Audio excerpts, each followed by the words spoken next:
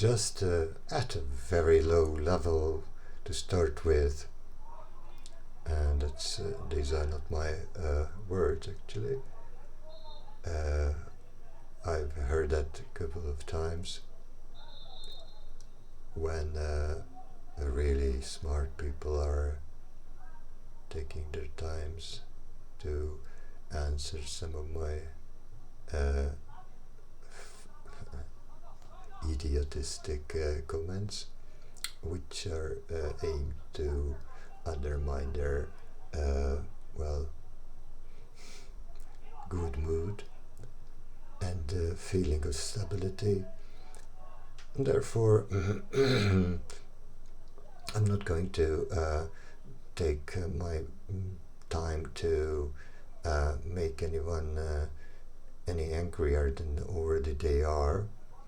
And I can see all of you like going really crazy inside and becoming a bullet to go through the screen and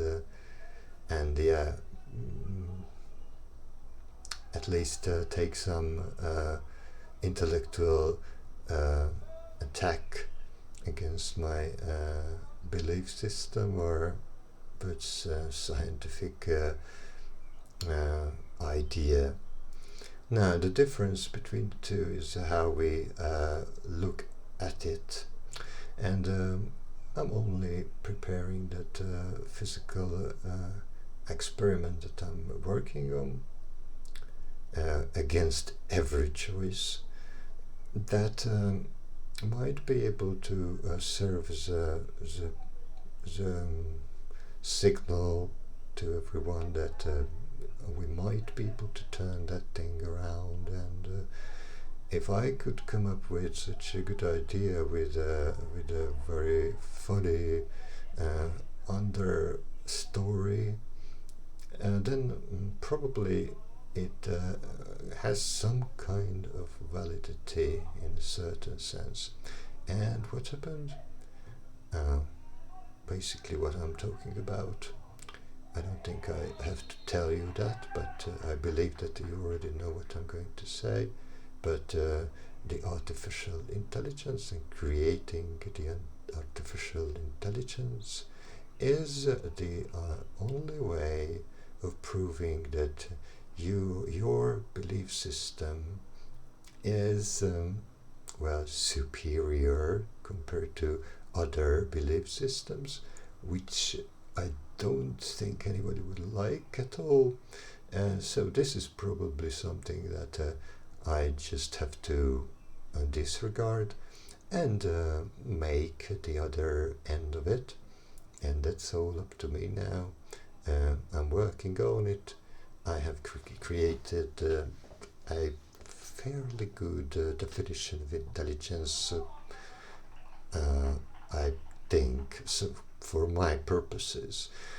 It might not contain some of your ideas, of course, or it might even contain more than you wished for or bargained for, but this is a very specific structure in which I think about intelligence.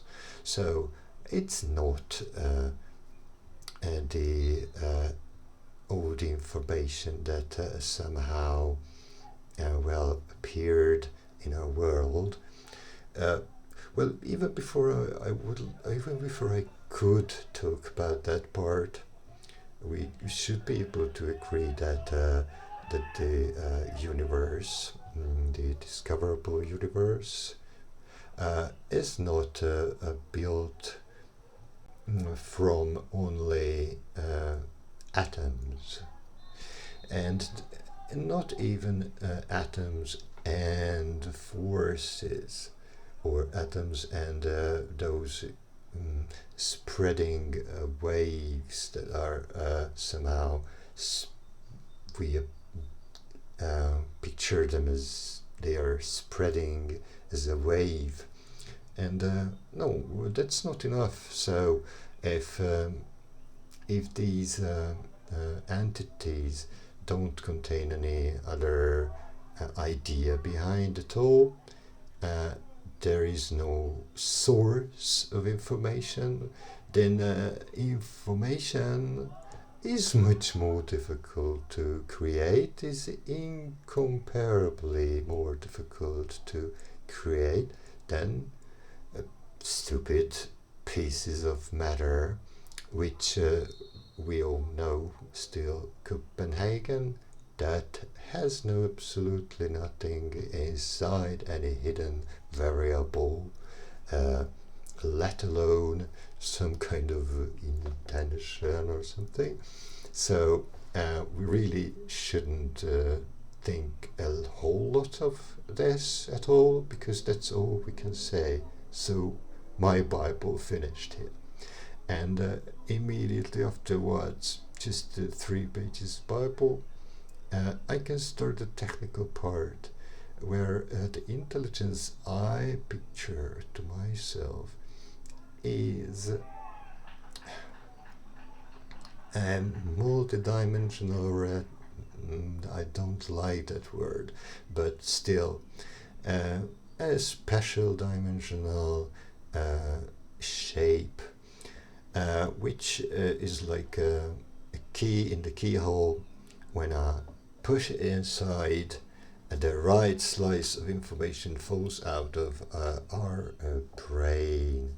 So our capability for using the information that our brain is kind enough to store for us in all my lives, those pieces of information are constantly shaping this particle thing which we call intelligence.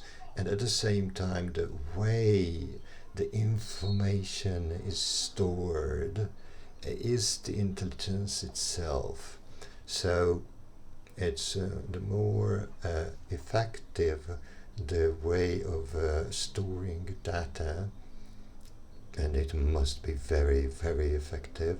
It have to be almost instantaneously available. Any information, we have a look at a person we haven't seen for years, and it doesn't take a hundredth of a second, and we already start to know who that is. We still have our university teacher and the famous person we have seen in some old films, but no, it comes up in about 1 second that it's nobody you know.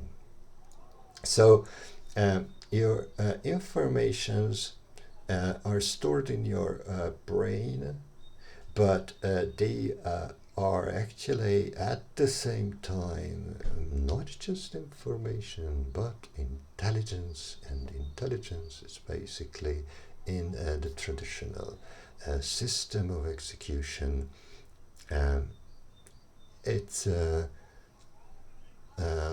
like just a series of ones and zeros and a single spot where we do something with that piece of information.